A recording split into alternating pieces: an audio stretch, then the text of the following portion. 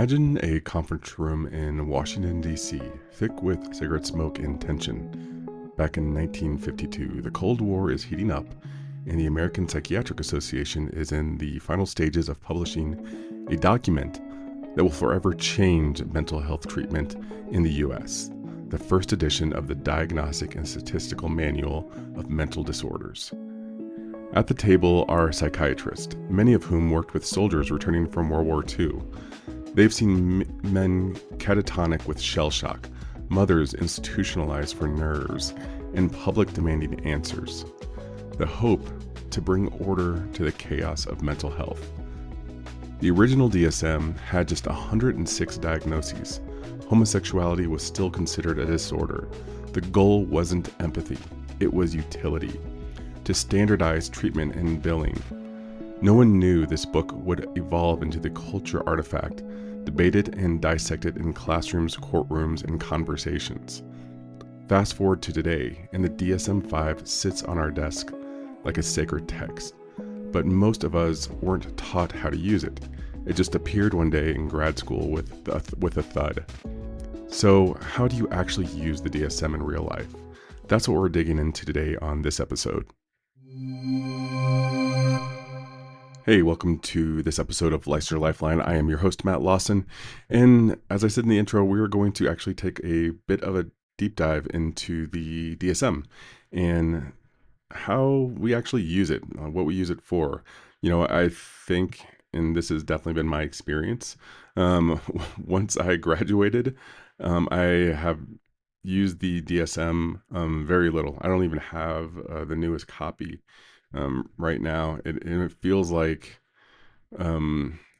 more of decoration when I go into other therapist office versus something that they actually use on a regular basis. So, you know, I wanted to just revisit, how we can get the most out of the DSM, especially early on in our professional lives, and just put out some resources of that uses technology to really make it something that's just a bit easier to digest and leverage in the best way possible. But before we get into that, if you haven't had a chance to take a look at the Licensure Concierge app that I created, I will put a link in the show notes. Just take a look, especially with the new year coming up, and you get that shiny new license. This is going to be a really great way to just keep on top of things, keep on top of your CEUs, keep on top of when your license expires. And it's a great way to support the show as well. Okay, let's get into the study stack tip today. It was interesting. I saw on the news this morning, there's this new school in Texas. I think it was in Austin, Texas, opening up. That is going to be AI based, and basically they're going to be using AI to replace teachers for a lot of things, but it also looks like too it's leaning a lot more into STEM and more scientific type stuff for the kids. The price tag on the school is like $75,000 a year. This is a grade school, but the reason I'm saying this right now is the study stack tool the study stack for today looks at AI tools for DSM mastery. So, if you take a look at Quizlet, this is a website. It's really great. You can make flashcards to help you study. I used Quizlet a lot. I used to have an account where I had a bunch of cards available where people could just use them, but kind of got tired of paying for it. But I would take a look. I used that as one of the sources for my flashcards. Not only can you make flashcards there, but you'll have access to other people's flashcards that they have made. So it becomes really, really helpful. But you can actually ask one of the large language models like ChatGPT to generate some flashcards for you.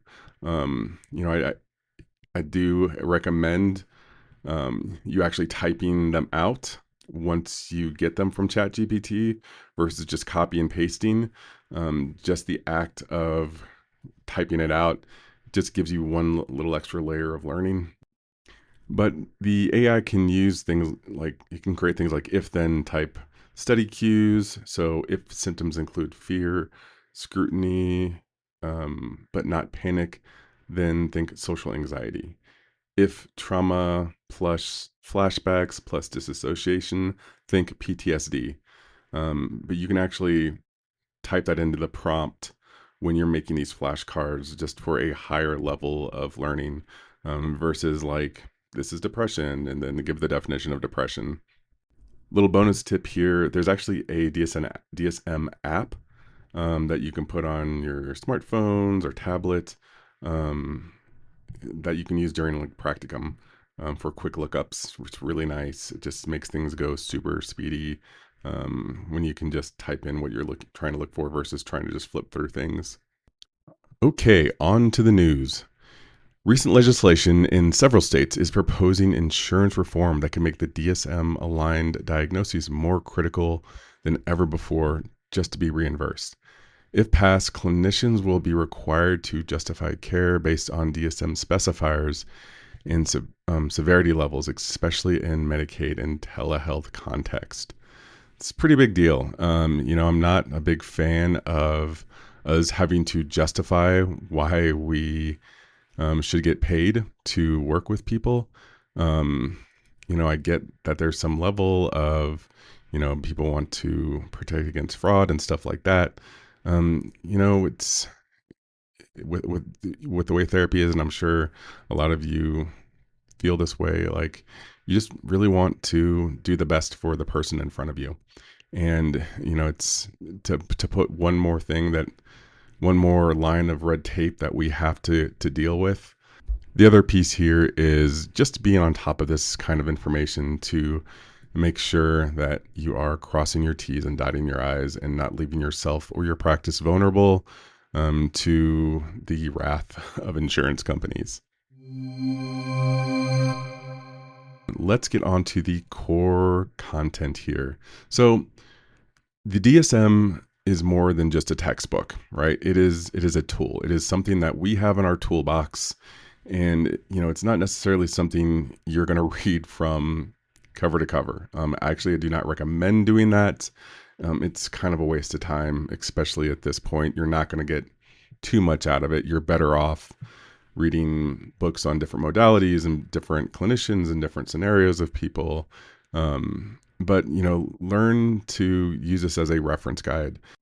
Having said that, let's take a look at the structure of how this book goes. So each disorder includes diagnostic criteria, usually kind of like a checklist.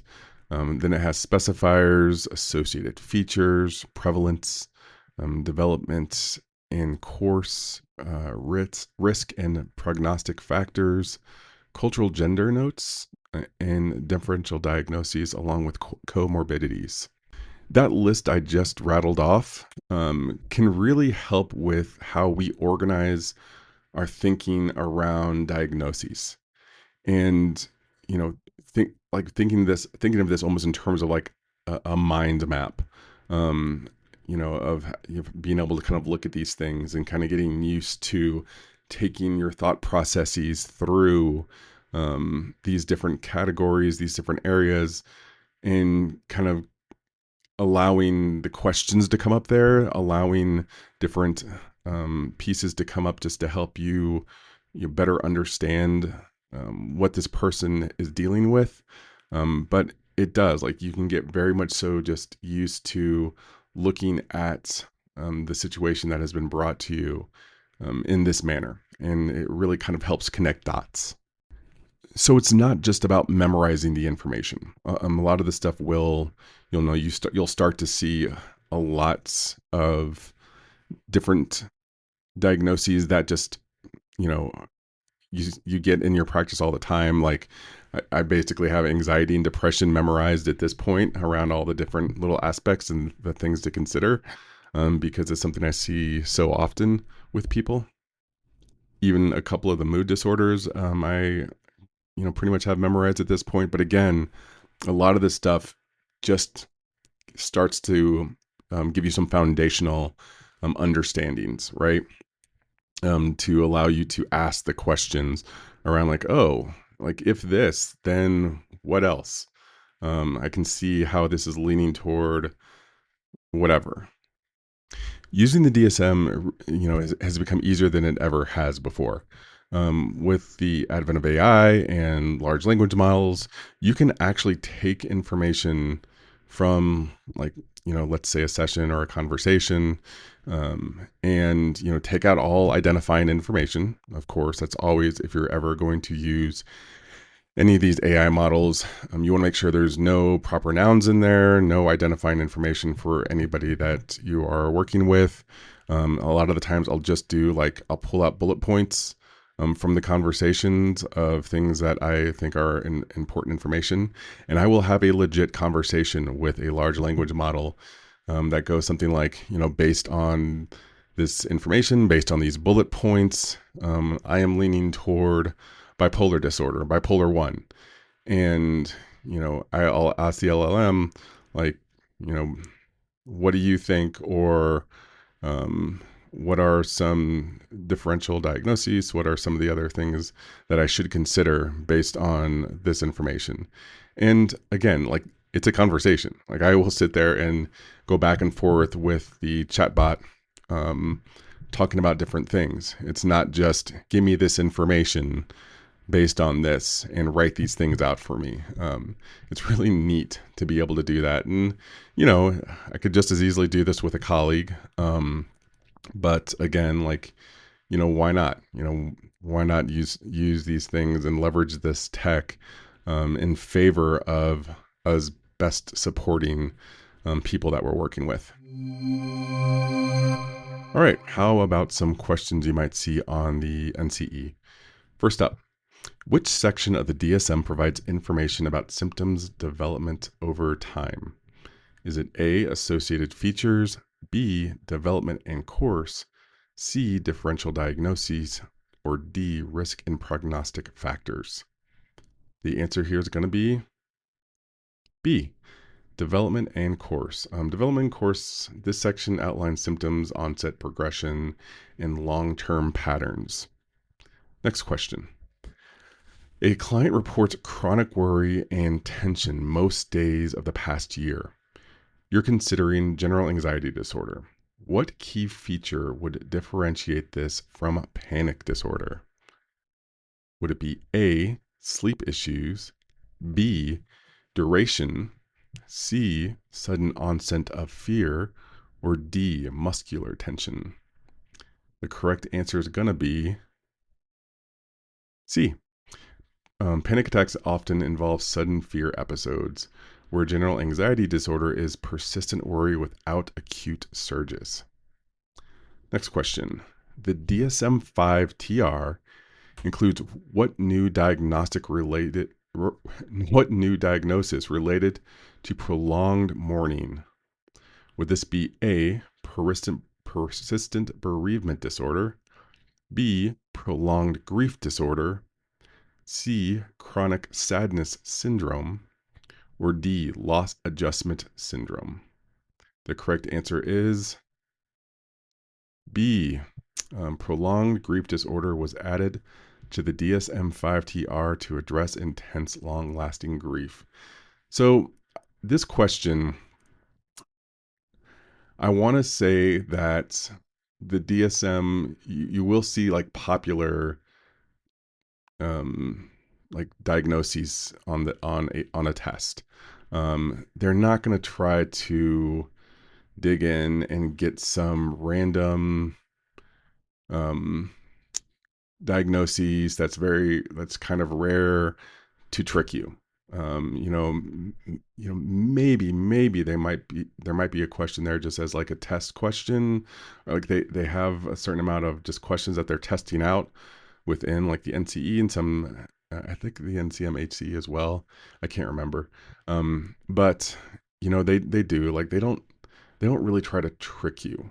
If there is something like, if there is a question like this on the test, even something like even this question that I just asked, I would be surprised if you saw something like this, that you were expected to keep up with some of the newer diagnoses that were just put in there. More than likely, it's going to be something that, is pretty typical, something around anxiety or depression, something like that. So anyway, Question number 4. When using the DSM, which section is best for distinguishing similar diagnoses? Is it A, prevalence, B, differential diagnoses, C, risk and prognostic factors, or D, cultural formulation? The correct answer is B, differential diagnoses. This section is going to be your go-to for comparing disorders with overlapping symptoms. So keep in mind. Last question. What's true about unspecified diagnoses in the DSM-5? Is it they are placeholder codes with no clinical use? B, they indicate malingering. C, they are valid diagnostic codes used when full criteria are not met. Or D, they're only used in emergency settings. Correct answer, C. Unspecified diagnoses are legit. I just used a couple the other day.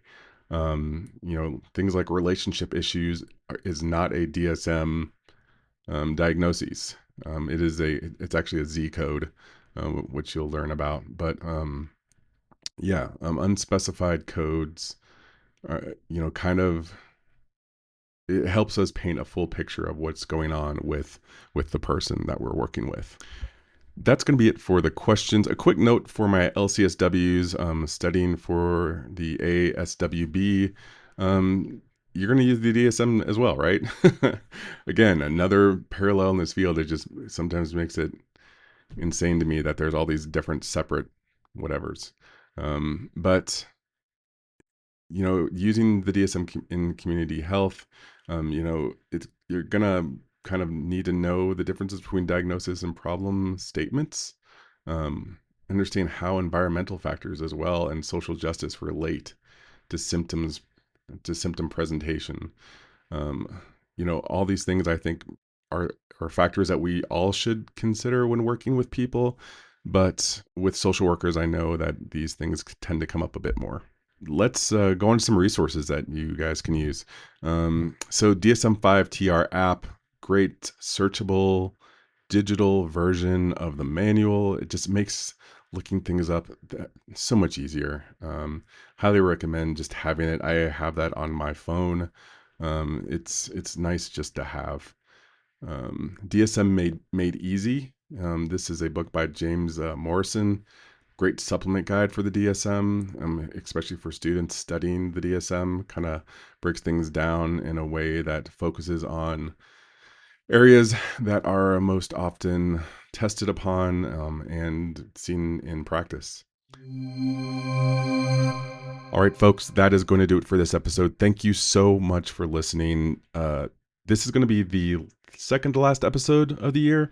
I'm going to do one more episode next week, and it's going to be a bit of a year in review type episode. I know that that's not everyone's jam. I'm not going to really be teaching too much. There are going to be some announcements in there for some things I'm going to do with the podcast next year, including some more resources that I'm really hoping can help individuals. But please pass this podcast on to other people that you feel might benefit from it. And, to subscribe to us on, or look us up on Instagram at Licensure Lifeline. And take a look at the app as well, if you could. I'd love to get feedback at minimum on what you think and how I can improve it. But until next time, take care and keep studying.